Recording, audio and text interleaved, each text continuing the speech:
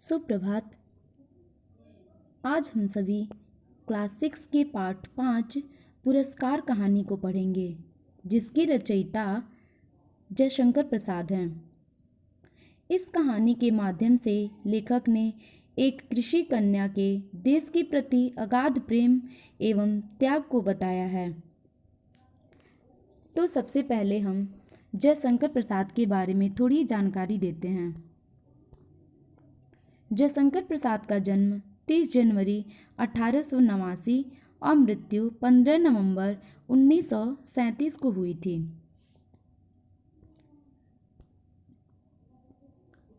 लेखक जयशंकर प्रसाद ने इस कहानी में एक कृषक कन्या के उत्कृष्ट देश प्रेम, त्याग एवं बलिदान को वर्णित किया है। उस कन्या ने स्वयं के लिए राजा से प्राणदंड मांगा तथा अपनी करनी पर प्रायश्चित भी कर लिया। इस पाठ के माध्यम से बच्चों में देश के भावना को विकसित किया गया है। तो आइए हम पाठ का शुरुआत करते हैं। आकाश में काले काले बादल घुमड़ रहे थे। पर्वतमाला के आंचल में समतल भूमि से मिट्टी की गंध उठ रही थी। रथों, हाथियों और भीड़ के मध्य महाराज की सवारी बढ़ रही थी। बाजे बजने लगे और कुमारियों ने फूलों की वर्षा की। आकाश में काले बादल घुमड़ रहे थे। जो आकाश था वह बादलों से घुमड़ रहा था, यानी आकाश में बहुत बादल छाए हुए थे। और पर्वतमाला में ऐसा लग रहा था कि जैसे भूमि से मिट्टी की सुगंध उठ करके जा रही हो। हाथियों और भीड़ के मध्य हाथी और रथों के भीड़ के मध्य राजा की सवारी आगे आगे की तरफ बढ़ रही थी और उसी के साथ गाने बजाने भी हो रहे थे।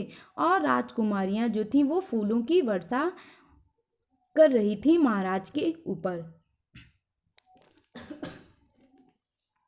कौशल का यह उत्सव प्रसिद्ध था।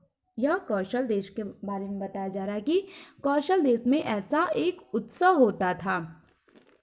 एक दिन के लिए महाराज किसान बन इंद्रदेव की पूजा कर हल जोतते। वहाँ का ऐसा उत्सव था कि जो वहाँ के महाराज थे वह एक दिन के लिए किसी के का भी खेत चुन करके और उस खेत का पूजा करवाते थे और उस खेत का जो मालिक होता था उसे इनाम पुरस्कार देते थे। लेकिन आज जिसकी बारी है वह है एक मधुलिका, जो कृषक की पुत्री है। दूसरे राज्यों के युवक राजकुमार उत्सव भाग लेते थे। वह जो उत्सव होता था उस उत्सव में दूसरे राज्यों के भी युवक राजकुमार भाग लेते थे, उसमें सम्मिलित होते थे। इस बार मगध का राजकुमार अरुण भी अपने रथ का उत्साह देख रहा था। इस बार मगध का जो राजकुमार था अरुण, वह भी अपने रथ के साथ आया हुआ था और उस रथ पर सवार होकर वह उत्सव देख रहा था। बीजों की थाल लिए खेत की मालकिन कुमारी मधुलिका महाराज के साथ थी। आज जिसकी बारी थी वह थी मधुलिका, इसलिए वह महाराज के साथ अपनी थाली में वो जो बीज था उसको लेकर के उनके साथ सहायता के लिए खड़ी थी। सब लोग महाराज का हल चलाना देख रहे थे और महाराज जो हल चला रहे थे उसको सब लोग देख रहे थे और राजकुमार अरुण देख रहा था मधुलिका का मोहक सौंदर्य। मधुलिका अत्यंत सुंदर थी, इसलिए सारे लोग उस राजा का देख रहे थे जो हल चला रहे थे। लेकिन जो अरुण था मगध देश का युवक राजकुमार, वह मोहक उसके सौंदर्य को देख रहा था, मधुलिका के मोहक सौंदर्य को। उत्सव का प्रधान कार्य समाप्त हो गया। इसके बाद से अब इस जो उत्सव कार्यक्रम था यह उत्सव प्रधान कार्य था जो वह समाप्त हो चुका। महाराज ने मधुलिका को खेत का पुरस्कार दिया। चूँकि मधुलिका के खेत की बारी थी, इसीलिए जब यह सब कार्य समाप्त हो गया, उसके खेत में जब बीज हो गए, बीज की बुआई हो गई, उसके बाद से महाराज ने उसको पुरस्कार दिया। थाल में कुछ स्वर्ण मुद्राएं और थाल में कुछ स्वर्ण सोने की मुद्राएं भी दी। मधुलिका ने थाली सिर से लगा ली, किंतु साथ ही उसमें रखी स्वर्ण मुद्राओं को महाराज पर न्यौछावर करके बिखेर दिया। मधुलिका ने थाली जो उसे प्रदान किया गया स्वर्ण की थाली, उसे उस थाली को बस अपने माथे से लगाया, लेकिन उसमें जो स्वर्ण मुद्राएं रखी थी वह महाराज के ऊपर वह न्यौछावर कर दी और बिखेर दिया, उसे फेंक दिया। मधुलिका ने कहा, देव, अपने पितामहों की भूमि बेचना मेरे लिए अपराध है। वह कहती है कि यह मेरे पितामहों का है, यह मेरे पूर्वजों का है, इसलिए इसे बेचना मेरे लिए अपराध है। वृद्ध मंत्री ने कहा, उस महाराज के मंत्री ने कहा, अबोध, क्या कह रही है? कृपा की राजा की कृपा का तिरस्कार? राजा जो तुम्हारे ऊपर कृपा कर रहे हैं, क्या इसका तुम तिरस्कार कर रही हो, इसका अपमान कर रही हो? महाराज के संकेत पर मंत्री ने कहा। तब मंत्री ने कहते हैं कि देव, वाराणसी के युद्ध के वीर सिंह मित्र की यह एकमात्र कन्या मधुलिका है। वह उसका परिचय देते हुए कहते हैं मंत्री कि यह वाराणसी के युद्ध के वीर जो सिंह मित्र हैं, उनकी यह एक लौती पुत्री मधुलिका है। नियम के अनुसार हम उसे भूमि का चौगुना मूल्य दे रहे हैं, और जो उसे हम मूल्य दे रहे हैं वह चौगुना है। महाराज चुप रहे। सभा विसर्जित हुई। विसर्जित मतलब समाप्त। अब सभा समाप्त हो चुकी। सब अपने अपने शिविर लौट गए। जो भी जहाँ से आए थे सब अपने अपने शिविर को लौट जाते हैं। मधुलिका वृक्ष की छाया में अनमनी चुपचाप बैठी रही। वह एक वृक्ष की छाया के नीचे चुपचाप अकेली बैठी रहती है। रात्रि उत्सव में अरुण ने नहीं भाग लिया। रात्रि का जो उत्सव था उसमें मगध का जो राजकुमार था अरुण, उसने भाग नहीं लिया, वह वहाँ नहीं गया। उसकी आंखों में नींद न थी। अरुण ने देखा रक्षक सो रहे थे। जब सारे रक्षक सो रहे थे तो वह उस वृक्ष के नीचे जा पहुंचा जहाँ मधुलिका निद्रा का सुख ले रही थी। जहाँ मधुलिका वृक्ष के नीचे विश्राम कर रही थी, वहीं पर वह अरुण पहुंच गया। मधुलिका ने चौंक कर पूछा, कौन? जब वह देखी तो वह चौंक करके उससे पूछती है कि कौन, तुम कौन हो? देवी, मैं मगध का राजकुमार। तो वह अपना परिचय देता है कि मैं मगध का राजकुमार हूँ। मैं तुम्हारे अनुग्रह का प्रार्थी हूँ। अनुग्रह मतलब कृपा का। मैं तुम्हारी कृपा का प्रार्थी हूँ। मेरा हृदय तुम्हारी छवि का दास बन गया है। वह उसकी छवि पर, सुंदरता पर मोहित हो गया रहता है। मैं कौशल नरेश से तुम्हारी भूमि तुम्हें दिलवा दूंगा। वह कहता है कि जो कौशल नरेश ने, कौशल के राजा ने तुम्हारी भूमि ली है, मैं उसे दिलवा दूंगा। नहीं, मैं राष्ट्र नियम नहीं बदलना चाहती। वह कहती है जो राष्ट्र का नियम है, जो होता आ रहा है, उसे मैं बदलना नहीं चाहती हूँ। चाहे मुझे कितना भी दुख हो, इसके लिए मुझे कितना भी दुख हो, लेकिन जो नियम है उसे मैं नहीं बदलूंगी। मधुलिका उठकर चल दी। राजकुमार लौट गया और मधुलिका इतना कह करके चल देती है और राजकुमार अरुण भी लौट जाता है। मधुलिका ने राजा का अनुग्रह नहीं लिया। जो राजा अरुण उसे अनुग्रह करता है कि मैं कौशल देश के नरेश से जमीन वापस लौटा दूंगा, वह अनुग्रह नहीं स्वीकार करती है। वह दूसरे के खेतों में काम करती और परिश्रम से जो रूखा सूखा अन्न मिलता उसे पाकर झोपड़ी में पड़ी रहती, और उसे वह बहुत परिश्रम करती थी। उसे जो प्राप्त होता था उसी को खा करके और अपनी झोपड़ी में रहती थी। आसपास के किसान उसका आदर करते थे, इसलिए आसपास के जो किसान थे उसका बहुत आदर सम्मान करते थे। इस तरह दिन, सप्ताह, महीने और वर्ष बीतने लगे। इस प्रकार से उसे जो भी मिलता था वह खाती पीती थी और अपनी झोपड़ी में रहती थी। यह कार्य करते करते महीने, दिन, सप्ताह और वर्ष भी बीत गए। मधुलिका बीते क्षणों को याद कर रही थी। मधुलिका बीते क्षणों को मतलब पुराने जो क्षण थे उन्हें वो याद कर रही थी। अत्यधिक गरीबी ने उसे और अधीर कर दिया। वह अपनी गरीबी को याद कर रही थी और वह बहुत अधीर हो रही थी। बाहर वर्षा ने भीषण रूप धारण कर लिया और बाहर बहुत तेज से वर्षा होने वाली थी। ऐसा लग रहा था कि बहुत तेज वर्षा होने वाली है। गड़गड़ाहट बढ़ने लगी और बिजली भी चमकने लगी। मधुलिका अपनी टूटी फूटी झोपड़ी में कांप उठी और उसकी जो झोपड़ी थी वह बहुत टूटी फूटी थी। जब बाहर का उसने भीषण रूप देखा वर्षा का तो वह कांप उठी। सहसा बाहर कुछ शब्द हुआ। कौन है यहाँ? बाहर से कुछ शब्द सुनाई दिया। कौन है यहाँ? यहाँ पर कौन है? मधुलिका ने पूछा। इस पर आगंतुक ने उत्तर दिया। आगंतुक मतलब जो आने वाला था, जिसने प्रश्न किया कि यहाँ पर कौन है, इस पर मधुलिका ने उत्तर दिया, पथिक को आश्रय चाहिए। इस पर आगंतुक ने उत्तर दिया, मतलब जो पूछने वाला था वह उत्तर देता है, जो बाहर खड़ा रहता है वह उत्तर देता है कि पथिक को आश्रय चाहिए। पथिक मतलब अपने आप को वह राहगीर बना करके कहता है, बताते हुए कि उसे आश्रय चाहिए। मधुलिका ने डंडियों से बना द्वार खोल दिया। उसकी जो झोपड़ी थी उसमें दरवाजे लगे हुए थे, डंडियों से वह दरवाजे को खोल देती है। बिजली चमक उठी और बिजली भी उसी समय चमकती है। उसने देखा एक पुरुष घोड़े पर सवार है। जब उसने दरवाज़ा खोला तो वह देखती है कि एक पुरुष है जो घोड़े पर सवार है। वह चिल्ला उठी, राजकुमार। वह तब जब देखती है कि कोई पुरुष है वो घोड़े पर सवार है तो वह चिल्ला उठती है कि राजकुमार। मधुलिका, आश्चर्य से युवक ने कहा, तुम्हारी यह दशा? मधुलिका बोल उठी, और आज आपकी यह हालत? मैं मगध का विद्रोही निकाला गया राजकुमार। कौशल में जीविका खोजने आया हूँ। स्वागत है।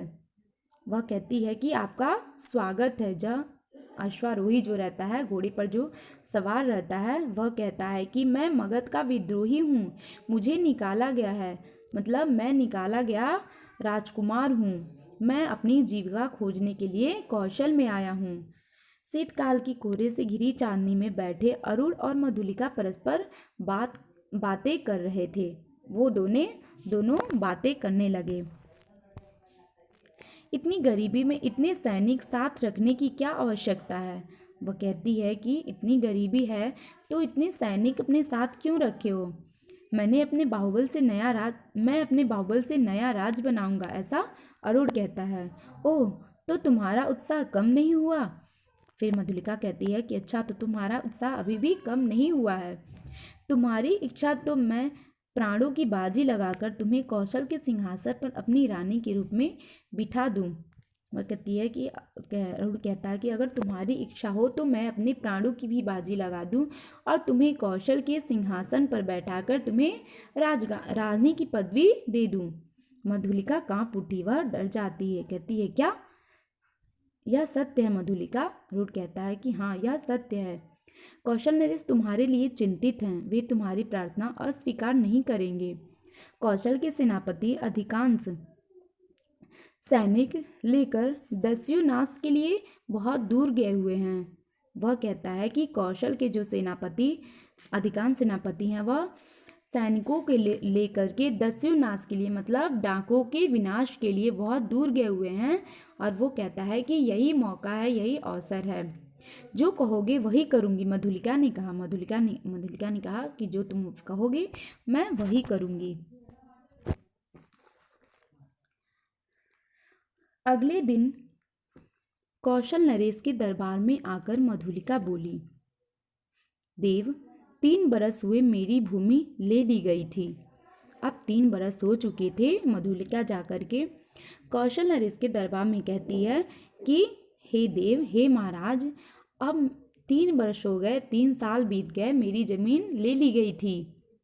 ओह, तो उसका मूल्य मांगने आई हो? वह कहते हैं कौशल देश के राजा कि अच्छा, तो उसका तुम मूल्य मांगने आई हो? नहीं, दक्षिण नाले के समीप उतनी ही जंगली भूमि दे दें, मैं अपने खेतों को वहीं करूँगी। वो कहती है कि नहीं, दक्षिण नाले जो हैं उसी के समीप आप मुझे ज़मीन दे दीजिए, मैं वहीं पर अपनी खेती वहीं पर करूँगी। वह भूमि उबड़ खाबड़ है तथा वह तो उबड़ खाबड़ है, परंतु दुर्ग के समीप होने से सैनिक महत्व रखती है, क्योंकि वह जो जमीन है वह उबड़ खाबड़ तो है लेकिन दुर्ग के समीप है यहाँ, इसीलिए वहाँ पर हमेशा सैनिक रहते हैं। तो मैं लौट जाऊँ?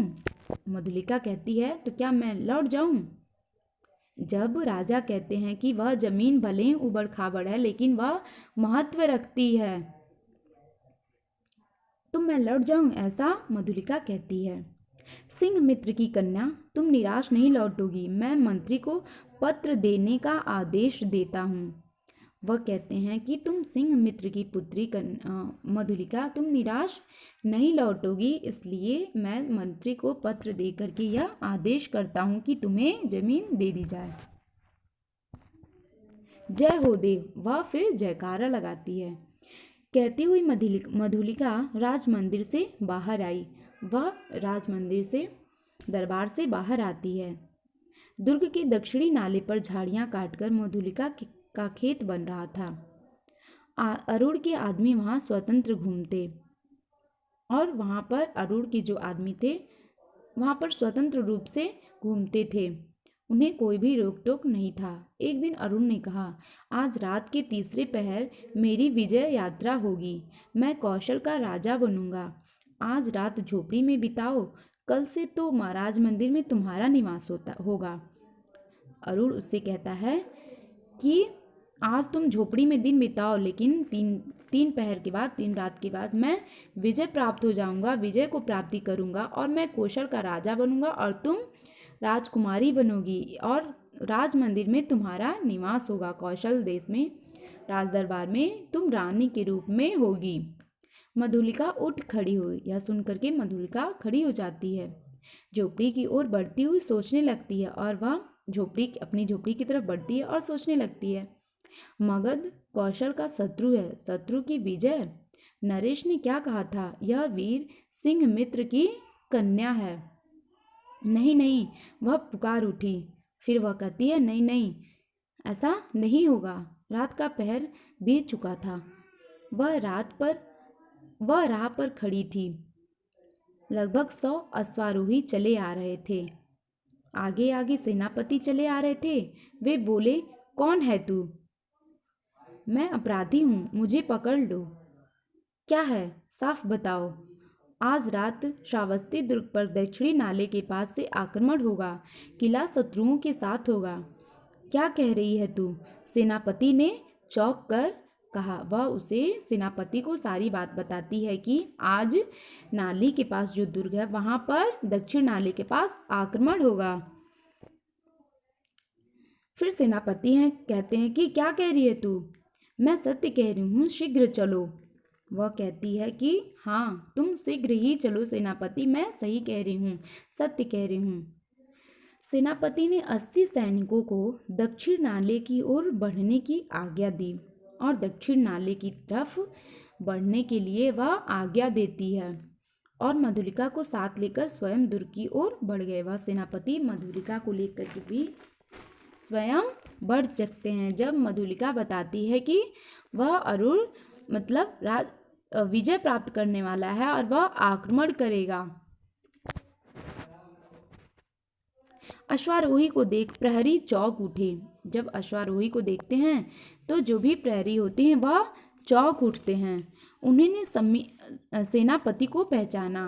वह अपने सेनापति को पहचानते हैं। श्रावस्ती दुर्ग का द्वार खुला। सेनापति ने पूछा, दुर्ग में कितने सैनिक होंगे? सेनापति की जय हो, 200। फिर वह सेनापति की जयकार लगा करके बोलते हैं कि 200 सैनिक होंगे।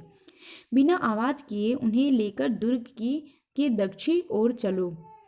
सेनापति कहते हैं कि कोई भी आवाज नहीं होना चाहिए और जो भी सैनिक हैं उन्हें लेकर दक्षिण की ओर चढ़ो।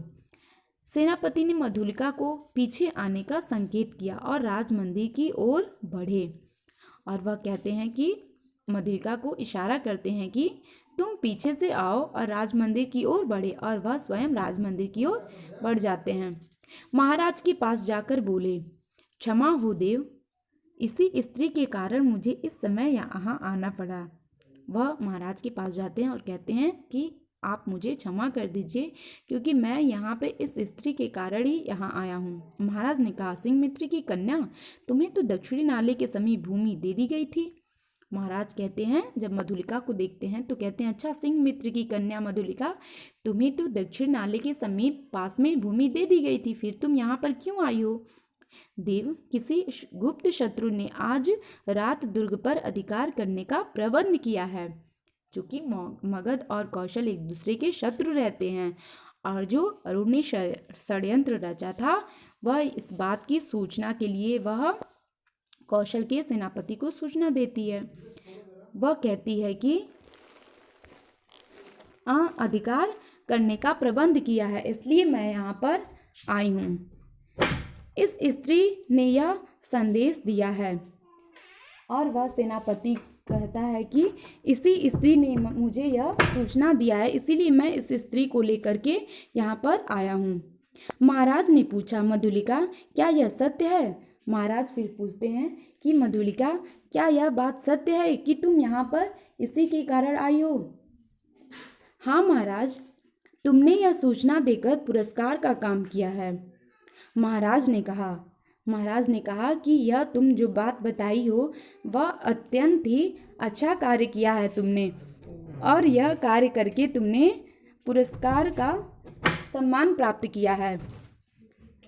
राजकुमार अरुण अपने साथियों के साथ पकड़ा गया, और यह सूचना देकर के मधुलिका ने अत्यंत अच्छा कार्य किया, जिसके कारण से अरुण पकड़ा गया, अपने साथियों के साथ पकड़ा गया। बंदी अरुण को देखते ही जनता रोष से चिल्लाई। जब अरुण को, अपने शत्रु को देख करके जनता ने देखा तो वह रोष मतलब क्रोध से चिल्लाती है। प्राणदंड मतलब अब इसे प्राणदंड मिलना चाहिए, क्योंकि यह हमारा शत्रु है और इसने आक्रमण की योजना बनाई थी। प्राणदंड राजा ने सहमति दी, और राजा ने सहमति दी कि हाँ, इसे तो अवश्य ही प्राणदंड देना चाहिए, क्योंकि अगर मधुलिका नहीं बताती तो वह कौशल देश पर आक्रमण कर लेता। मधुलिका बुलाई गई, और जब अरुण को प्राणदंड सबने कहा कि इसे प्राणदंड मिलना चाहिए, तब मधुलिका भी बुलाई गई उस राज दरबार में। तुम्हें जो पुरस्कार लेना है मांग लो। राजा कहते हैं कि मधुलिका, तो इसके लिए तुम्हें जो भी पुरस्कार चाहिए तुम मांग सकती हो, तुम उस पुरस्कार की हकदार हो, तुम वह पुरस्कार मांगो जो पुरस्कार तुम्हें चाहिए। वह चुप रही, वह चुप हो जाती, वह कुछ भी नहीं बोलती जब उससे राजा कहते हैं कि तुम्हें जो भी पुरस्कार चाहिए वह पुरस्कार तुम मांग लो। राजा ने कहा, मेरी अपनी जितनी खेती है मैं सब तुम्हें देता हूँ। वह तो चुप रहती है, लेकिन राजा उसे कहते हैं कि मेरी जितनी भी खेती है वह मैं सब तुम्हें देता हूँ। इसका अर्थ यह हुआ कि पुरस्कार के रूप में राजा की जितनी भी खेती रहती है वह मधुलिका को दे देते हैं। मधुलिका ने बंदी अरुण को देखा और कहा, मुझे कुछ न चाहिए। जब उन्होंने अपनी पूरी जायदाद, पूरी खेती उसे अपनी दे दी, तो मधुलिका ने कुछ भी नहीं कहा। मधुलिका ने बंदी अरुण को देखा, जो अरुण बंदी बनाया गया था उसे मधुलिका देखती है और कहती है, मुझे कुछ न चाहिए। वो कहती है कि महाराज, मुझे कुछ भी न चाहिए। अरुण हंस पड़ा। इस बात पर अरुण हंसता है। राजा ने कहा, नहीं, मैं तुम्हें पुरस्कार अवश्य दूंगा, मांग लो। राजा कहते हैं कि नहीं, मैं पुरस्कार तो तुम्हें अवश्य दूंगा ही, तुम मांगो मुझसे, तुम्हें क्या पुरस्कार चाहिए। मुझे भी प्राणदंड मिले। वह ये कहती है कि अगर आप मुझे पुरस्कार देना चाहते हैं तो मुझे अरुण की भांति मुझे भी प्राणदंड दे दीजिए, मेरी भी प्राण ले लीजिए। कहती हुई वह बंदी अरुण के पास जा खड़ी हुई। जहाँ पर अरुण को बंदी बनाया गया था वहीं पर उसके समीप जा कर के वह खड़ी हो जाती है। वह अपना पुरस्कार, अपना प्राणदंड ही स्वीकार करती है। तो बच्चों, यहीं यहीं पर इस पाठ की समाप्ति होती है। इस कहानी से हमें यह शिक्षा मिलती है कि हमें अपने देश के लिए हमेशा समर्पित रहना चाहिए। जैसा कि कहा गया है, जननी जन्मभूमिश्च स्वर्गादपि गरीयसी, अर्थात माता और मातृभूमि स्वर्ग से भी महान होती हैं। ओके, धन्यवाद।